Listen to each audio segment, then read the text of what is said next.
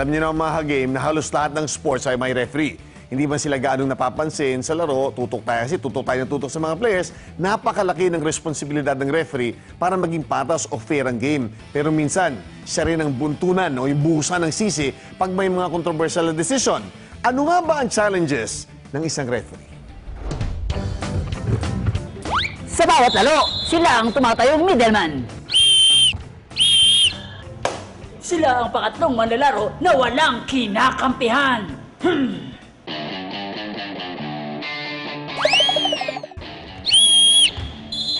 Ang naghuhusga at pumipito kapag may nakitang mali sa laban. Sila ang mga referees! Ngayong gabi, ibubunyag namin ang galing at sikreto ng mga makikisig nating tagabantay ng aksyon sa hardcourt man o sa apat na sulok ng ring.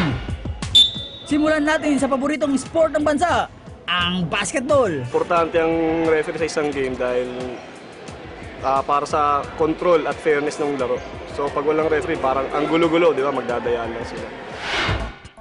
Para kay Jimmy, isa sa pinaka-challenging na role ang pagiging referee.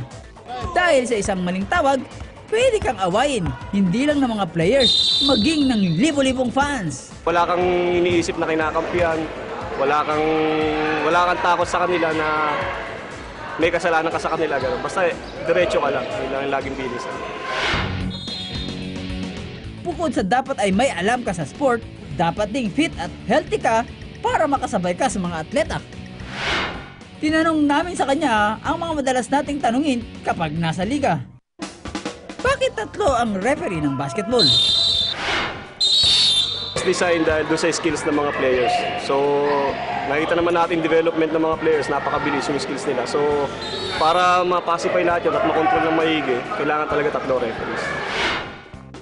Nasusuhulan ba ang isang PBA referee? Hindi ko pa na, yun. Ang bayad lang na tinatanggap ko galing sa opisina pag nagre-referee ako. Once na na-assign ako sa game, kahit nandiyan yung paborito kong team, sa yung ginagawa ko lang, yung trabaho ko. Yung fairness, tsaka yung application lang ng mga pinag-aaralan namin rules yun. Pumunta naman tayo sa bugbugang sports na Mixed Martial Arts. Ano naman kaya ang masasabi ng Certified International MMA referee na ito sa sport na kanyang pinagsisilbihan? The number one rule of being a MMA referee is the fighter's safety. Kailangan ng MMA referee have a knowledge, experience ng mga rules and regulations. Si Joey ay dating nakikipagbakbakan din sa ring. At nang binigyan siya ng pagkakataong maging isang tagapamagitan ng laban, agad niya itong tinanggap. Okay, fighters ready? Fight! Ngayon, inalam namin na mga alituntunin niya sa ganitong kadelikadong contact sport. Bawal to. Tubero kasi ako minsan eh. Unang-una na dapat siguraduhin, walang dayaan magaganap sa ibabaw ng ring. Kailan dapat umentrada, lalo na kapag nasa maling pwesto na ang isang manlalaro.